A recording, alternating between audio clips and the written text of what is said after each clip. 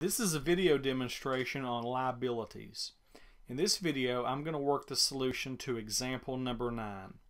This example involves the Intex company, and they had the following transactions related to various liabilities in the month of October.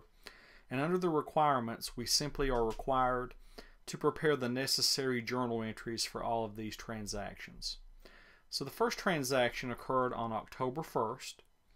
They borrowed $25,000 by signing a 30-day note bearing 7% interest. So this entry takes place on October 1st. Now, they're borrowing money.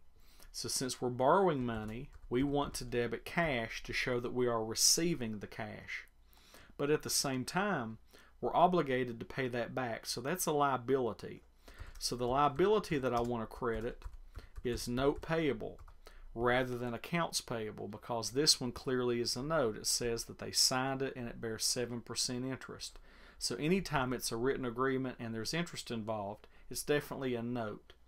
And in this case, we are borrowing $25,000. So we will record that journal entry for $25,000. The next transaction is on October the 3rd. It says we sold merchandise to a customer for $1,150, and this took place in a state with a 6% sales tax. So this is on the 3rd. In this case, we're going to be receiving a certain amount of cash, and we also have some revenue in the form of sales. But what I want to do is I actually want to skip a space before I credit sales. I want to leave myself some room there to deal with the sales tax. Now down here on sales, when I credit, that's where I'm going to use the actual retail price. So it said we sold $1,150 worth. So that goes under sales. But up here on cash, when I debit cash, I'm actually going to receive more money than that. I'm going to receive that plus the sales tax. Now it said that they were in a state that charges a 6% sales tax. Remember, that percentage is a little different from state to state. So I'm going to get 106% of the money. So I want 1,150 times 1.06, because that would be the equivalent of 106%. So I'm actually going to receive $1,219. So now you see why I left a space in between. I've got more on the debit side than on the credit side. So to balance this, I need another $69. And what's that going to go to? That's going to go to sales taxes payable, because that extra money that I receive, that belongs to the state. So that's a liability. The next transaction is on October the 5th, and this is another transaction with another sale. Sold merchandise to a customer. This time it's $720, and again it's in a state with a 6% sales tax.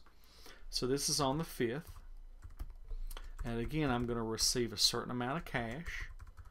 I'm going to have a certain amount of sales taxes payable, and I'm going to have sales. Now this time, how much did I sell? $720. So that goes to sales. Now on cash, I'm going to get 106% of that. So that's going to be 1.06. So I actually would get $763. So that's a difference of 43, and that amount goes to the liability sales taxes payable. The next transaction occurs on October the 15th. And on this transaction, it says they're going to remit the sales taxes collected to the state for the first half of the month. So this is on the 15th. Now in this case, we're going to send the money to the state. So we owe that money. So this is going to resolve the liability. So notice that all along, we've been crediting sales tax payable. Well, now that we're sending the money, we're going to debit and remove it. And we're going to pay this with cash, so we have to credit cash. The only question is how much. Well, go back and look at it. We owe them $69 from that sale and $43 from that one. So that adds up to $112. So usually about once or twice a month, usually around the middle and the end of the month, we will remit that state sales tax to the state. The next transaction is on October the 17th. It says they paid the balance due on a $10,000 90-day note bearing 10% interest. So evidently about 3 months prior to this we borrowed money. Now we're having to pay it back. Now when we pay back money like that, we're going to have to calculate some interest. So this occurs on the 17th. Now if we're paying back a note, well, that's resolving a liability, and in this case it's resolving a note payable. And I'm also going to pay cash, so I want to credit cash, but I'm going to skip a space because I need room there for the interest. Now in this case, what was the actual principal amount on the note? It's a $10,000 note. So I'll put $10,000 right there on my debit to note payable. But the problem is when I pay this, that's going to cost me some interest. In fact, it's going to cost me some interest expense. So I want to figure out how much interest I'm going to have to pay on this note. So it's a 90-day 10% note. So what I'm going to have there is 90 out of 360 days times 10% times the principal of 10,000. That's principal times rate times time.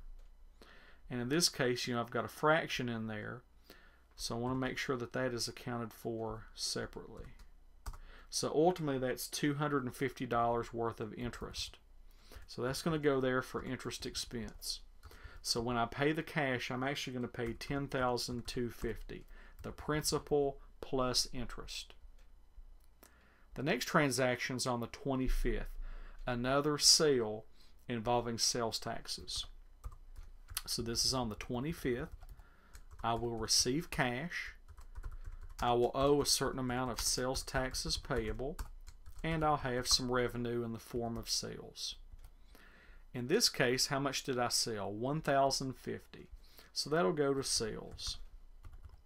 Again, it's in a state with a 6% sales tax. So I'm going to multiply that by 1.06 to get 106%. So I will receive $1,113. So that's a difference of $63. And that goes to sales taxes payable. And then the final transaction occurs on October 31st. We're going to recognize the warranty cost for the month. And it says in this company, warranty cost for all products sold is estimated to be 1% of sales. Now remember, if we sell a product that has a warranty, GAAP requires us to estimate the warranty cost. So I'm going to debit warranty expense, and I'm going to credit estimated warranty liability to show that it's just an estimate. Now this is based on 1%, and it's 1% of all sales. So to get that, I'm going to have to go back and add up all the sales. So where did I have sales? I had sales right there, 1,150, 720, and 1,050. So I had a sale for 1,150, 720, and 1,050. 3 different sales. So that's a total of 2,920. So 2,920 times 1%, which is 0.01, that's about, rounded to the dollar, about $29. So I'll go ahead and book $29 for my estimated warranty liability, just to be on the safe side. So that completes this example on liabilities.